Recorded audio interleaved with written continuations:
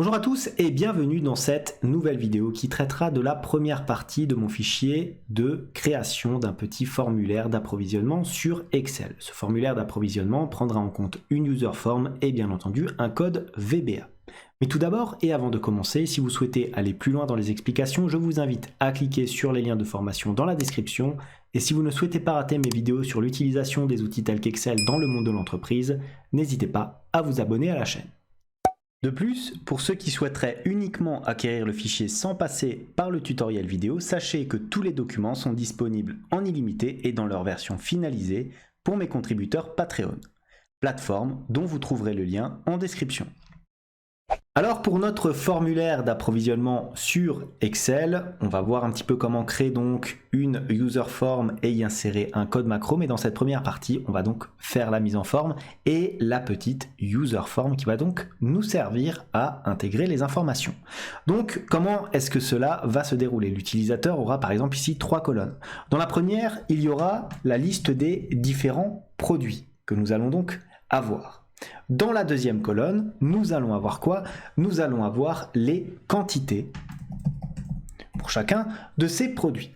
Et enfin, dans la troisième colonne, on va avoir les fournisseurs. Donc là, bien entendu, on va avoir la liste des différents éléments qui va s'affecter ici. Donc l'objectif, ça sera bien entendu que l'utilisateur tape dans un formulaire de saisie, un formulaire d'approvisionnement, les différents éléments qui vont donc s'incrémenter de façon automatique ici dans notre liste et dans nos colonnes A, B et C. Donc pour ce faire, on va utiliser une macro-commande. Et pour utiliser des macro-commandes, nous avons besoin, bien entendu, de notre onglet ici de développeur. Alors, si vous n'avez pas l'onglet de développeur, ce n'est pas grave, il faut tout simplement cliquer sur Fichier ici, donc voilà, allez dans Options comme ceci et qu'est-ce qu'on va avoir? On va avoir une nouvelle page qui va apparaître. Voilà, et dans cette nouvelle page, qu'est-ce qu'on a? On a la possibilité de personnaliser ici le ruban. Donc si vous n'avez pas l'onglet de développeur, il faudra aller dans Personnaliser le ruban et sélectionner ici l'onglet de développeur. Une fois que vous avez fait ça, vous cliquez tout simplement sur OK et vous aurez l'onglet de développeur qui va s'afficher. Maintenant, deuxième élément à faire, nous allons insérer un bouton nous permettant de faire apparaître notre formulaire de saisie. Donc pour cela, on va dans Insérer ici. Et on a la possibilité d'insérer plusieurs contrôles de formulaire. Nous, on veut insérer tout simplement un bouton simple. Donc on prend bouton, contrôle de formulaire. Et regardez, j'ai une petite croix, je peux donc tracer tout simplement mon bouton sur ma feuille de calcul comme ceci. Une fois que cela est fait, j'ai mon bouton qui va apparaître. Regardez ici avec le nom de la macro. Pour l'instant, il n'y a pas de macro, donc je laisse comme ceci. J'appuie sur OK et je laisse la forme se dessiner. J'ai donc mon bouton qui apparaît ici. Je peux modifier rapidement son nom, donc on va l'appeler approvisionnement. Voilà, comme ceci. Donc là, l'utilisateur pourra cliquer dessus. Pour l'instant, on ne peut rien faire puisqu'il n'y a pas de code macro affecté à ma forme. Maintenant, je vais commencer à créer ma user form, c'est-à-dire le petit template qui va me servir, la petite fenêtre qui va me servir à mettre mes données. Donc pour ce faire, je vais cliquer ici sur Visual Basic afin de faire apparaître ici ma feuille de données. Une fois que je suis sur cette feuille de données, alors qu'est-ce que je vais faire? Je vais aller regarder ici, Ajouter User Form. Je clique dessus. Et regardez, j'ai une nouvelle page qui s'ouvre. Je double-clique afin de la faire apparaître au milieu ici de mon écran, dans l'entièreté de sa disponibilité. Et j'ai ici quoi? J'ai ma boîte à outils. Et avec tout ça, j'ai tous les éléments pour créer ma user form. Donc qu'est-ce qu'on va faire? On va prendre un petit panneau comme ça, on va l'agrandir un petit peu. Ensuite, on va sélectionner quoi? Des zones de texte. Très simplement, parce que ça va être ces 3 zones-là qui vont bien entendu servir à rentrer les différentes données. Donc on va les mettre à peu près ici. On va les prendre comme ça, voilà. Voilà, c'est très bien. Je vais peut-être même un petit peu abaisser la zone. On la met comme ceci.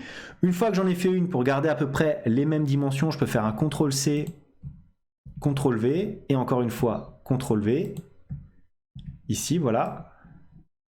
Et déplacer les formes correspondantes, donc celles que je viens de créer. On va les mettre à peu près à la même distance. Alors regardez, j'en ai créé 4, il faut en créer seulement 3. Hop, je supprime. très simple, d'utilisation. Ce que je fais, c'est que je les déplace, je les mets à peu près au milieu comme ceci. Voilà, hop, voilà. Donc on a nos 3 zones de texte. Donc ça va être dans ces 3 zones-là qu'on va mettre les différents éléments qu'on a vus tout à l'heure, c'est-à-dire produit, quantité, fournisseur. Pour aider éventuellement l'utilisateur, qu'est-ce que je peux faire? Je peux rajouter un petit titre sur chacune, au-dessus de chacune de mes zones de texte. Donc je vais sélectionner ici dans ma boîte à outils, intitulé. Je clique sur intitulé et je trace éventuellement ma zone de texte comme ceci. Alors on va les mettre à peu près pareil, voilà, au même niveau. Et bien sûr, à la place de label, qu'est-ce qu'on va avoir? On va avoir notre titre qui va se taper ici. Donc on va avoir le produit, comme ceci. Alors au niveau de la présentation, qu'est-ce que je peux faire? Regardez, je peux éventuellement faire un petit clic droit ici. J'ai les différents alignements qui se font, donc ça pour l'instant, ça ne me pose pas spécialement de problème. J'ai la possibilité de mettre en premier plan et bien sûr les propriétés ici. Propriétés très important puisque c'est là qu'on va véritablement changer les infos. Alors regardez, qu'est-ce qu'on a? Le nom, alors ça on laisse comme c'est, ça ne nous pose pas de problème. C'est caption qui est intéressant puisque c'est ce qu'on a dans ici dans notre cellule. Ensuite, qu'est-ce qu'on peut avoir? Le backstyle opaque. Donc, alors qu'est-ce qu'on pourrait avoir ici éventuellement? Donc on va prendre plutôt quelque chose de transparent. Ensuite, pour la police, alors qu'est-ce qu'on pourrait prendre? On pourrait prendre, alors ça c'est la couleur. Ce qu'on peut changer, non, on peut laisser la bordure comme ceci. Vous avez tous les éléments qui s'affichent ici. Aligner le texte.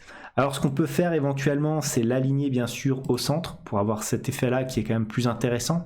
Ensuite, on a quoi? La police ici, regardez, fonte. Je clique sur les 3 petits points ici afin de faire apparaître l'ensemble des différents éléments qui m'intéressent.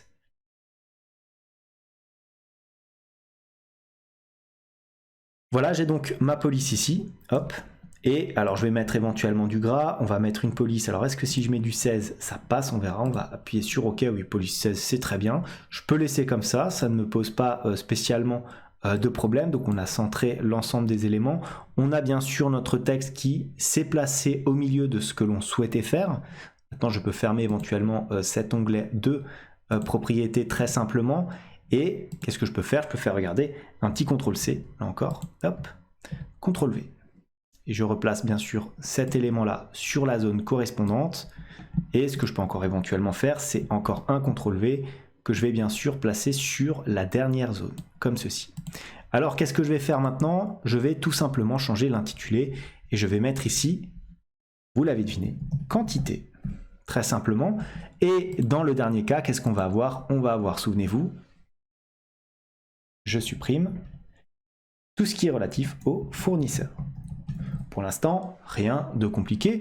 Je fais que de la mise en forme. Vous noterez qu'en cliquant sur clic droit sur un des éléments de notre user form, on peut y modifier les propriétés. Par exemple, si je fais un clic droit ici, j'ai la possibilité de modifier les propriétés de cette user form là, par exemple. Alors, si on va on va regarder un petit peu qu'est-ce qu'on a. On a la user form backcolor. Alors regardez, qu'est-ce qu'on a dans backcolor? On pourrait mettre quoi? On pourrait mettre, on va peut-être pas mettre du rouge, on peut mettre, allez, on va mettre du orange. Voilà, c'est peut-être un petit peu trop flash, donc on va mettre un orange un petit peu plus clair, comme ça, c'est assez propre. Je ferme ma fenêtre et j'ai déjà donc mes 3 éléments qui s'affichent ici de façon relativement propre. Maintenant, qu'est-ce que je peux faire? Je peux bien sûr afficher d'autres éléments, donc j'ai éventuellement les outils pour modifier l'ensemble des choses. Je peux rajouter une user form si je le souhaite dans l'onglet d'affichage. Je peux aussi ajouter les différents éléments. Je peux faire réapparaître si je le souhaite ma boîte à outils comme ceci. Voilà. Et une fois que j'ai fait réapparaître ma boîte à outils, qu'est-ce qui manque à cette user form? Eh bien c'est très simple, il manque un bouton de validation ici. Puisque votre macro, la macro qui va véritablement faire apparaître les données, va s'effectuer lorsque vous allez cliquer sur un bouton de validation. Donc on va sélectionner, on va voir, alors là on a un intitulé, on a une zone de texte, on a une zone de liste déroulante, on a une zone de liste, une case à cocher, ça ne nous intéresse pas, bouton d'option, bouton de bascule, ça ne nous intéresse pas non plus, cadre, ça ne nous intéresse pas, et là, bouton de commande. On s'arrête, c'est ce qu'on veut. On clique sur bouton de commande et on trace tout simplement notre bouton de commande ici. On essaye de faire quelque chose de propre. et on le met à peu près au milieu, comme ceci. Alors, pour modifier éventuellement le nom, je peux aller, regardez, faire un petit clic droit et sélectionner propriété. Et dans Caption ici, au lieu d'avoir commande bouton, on va avoir quoi? On peut mettre, par exemple, approvisionner. Tout simplement, avec un R bien sûr et pas avec un T. Voilà, donc on a la possibilité d'approvisionner. On peut là encore changer éventuellement la police si cela nous arrange. Donc, on va dans police ici. Alors, qu'est-ce qu'on a? Alors, for color, c'est pas là-dedans, c'est ici. Voilà, dans Tahoma, donc fonte. Je clique sur les 3 doubles points et je peux éventuellement mettre en gras les différents éléments. Alors, si je mets en police 12, est-ce que ça sera pas trop grand? Non, c'est parfait, ça se place au centre. Voilà, voilà, comme ceci. Maintenant, j'ai ma user form ici, je suis content. Mais comment est-ce qu'elle va apparaître au sein de mon fichier? C'est très simple, il va suffire d'appuyer, regardez, sur insertion et d'insérer tout simplement un module. Au sein de ce module, qu'est-ce qu'on va faire? On va faire sub, user form, j'appuie sur entrée et on va mettre tout simplement user form 1, c'est-à-dire la user form que nous venons de créer, point show, comme ceci. Ce qui veut dire montrer la user form numéro 1, tout simplement. Donc on a nos user form ici, et une fois que j'ai fait ça, qu'est-ce que je vais faire? Je vais retourner sur mon fichier Excel, comme ceci, et je vais pouvoir faire un clic droit sur ce bouton-là, et affecter une macro. Ça va être très simple, j'en ai une, ma macro user form, j'appuie sur OK, comme ceci. Maintenant, quand j'appuie sur mon bouton, j'ai quoi? J'ai mon panneau qui s'affiche ici. Voilà donc ma user form. Voilà, je retourne éventuellement sur mon fichier ici. Qu'est-ce que je peux modifier? Vous avez remarqué qu'ici, le titre, c'est peut-être pas ce qu'il y a de mieux. Donc, je peux faire éventuellement, je peux faire quoi? Je peux faire bien sûr un clic droit et dans propriété, on peut changer éventuellement dans caption. Voilà, et on va mettre approvisionnement. Voilà, on ne modifie pas le name puisque c'est ici le name qui est bien sûr renvoyé dans notre macro. Ensuite, qu'est-ce que je peux faire? Je peux, si je me mets dans une zone de texte ici à peu près correcte au niveau des propriétés, ce que je peux éventuellement essayer de faire, c'est faire quoi? C'est modifier certains formats de contrôle en termes de police. Donc là, par exemple, je clique sur les 3 petits points plutôt que d'avoir du 8. On va prendre par exemple du 14 et gras, c'est plutôt pas mal. Voilà. Ensuite, alors qu'est-ce que j'ai comme autre élément? Je peux éventuellement, au niveau des plages de couleurs, je peux laisser pareil. Alors qu'est-ce que j'ai? Voilà, alors là on a un alignement à gauche, ce qui est peut-être pas forcément utile, donc on va mettre un alignement au centre, on ferme. Faire pareil, j'ai mis du 16, on va remettre du 16 très simplement ici, propriété. Donc police, hop, on sélectionne ça. On va mettre tout ça en gras, 16, on appuie sur OK. Et qu'est-ce qu'on fait? On centre les différents éléments. Là, c'est vraiment que de la présentation, c'est très simple. Vous n'aurez qu'à finalement regarder presque par vous-même les différents éléments que vous pouvez changer. Très honnêtement, c'est assez intuitif et relativement simple. Ne vous inquiétez pas. Voilà, 16, je ne sais plus si j'ai mis 16 ou 14, mais de toute façon, on peut modifier, c'est pas grave. Et on va centrer l'ensemble des éléments, comme ceci. Je retourne sur mon fichier Excel, j'appuie sur approvisionnement.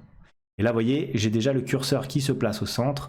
Pareil pour les quantités et pareil pour le fournisseur. J'ai aussi ici la possibilité de voir le nom approvisionnement qui apparaît sur ma fenêtre. Un nom qui est bien plus propre que celui que nous avions tout à l'heure. Voilà ce que j'avais à vous dire sur cette première partie de création d'un petit fichier d'approvisionnement, d'un formulaire d'approvisionnement. Comme d'habitude, on était plutôt sur de la présentation, donc de la user form. Si cette vidéo vous a plu, n'hésitez pas à la liker, à la commenter, à vous abonner à la chaîne si ça n'est pas encore fait. En tout cas, moi je vous dis merci et à bientôt pour la suite et la fin de ce tutoriel.